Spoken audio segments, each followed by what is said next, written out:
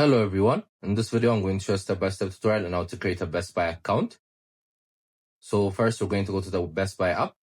You guys can find it in the App Store, Play Store.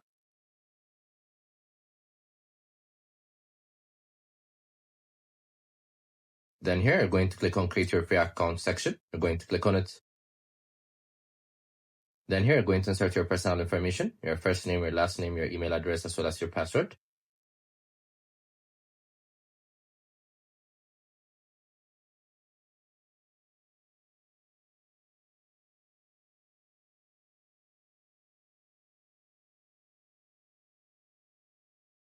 Then you're going to insert your password. As you can see, they show you the password strings, so make sure it's green or yellow at least. We're going to confirm it. Then you're going to insert your mobile phone number. This is mostly used for your account recovery, but you guys need to insert it anyway. So then you're going to click on Create an Account.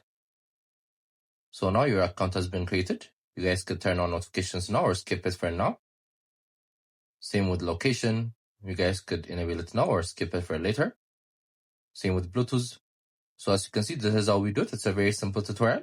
I hope you guys like this video. Subscribe for more, like for more, share for more. I hope to see you again. Goodbye.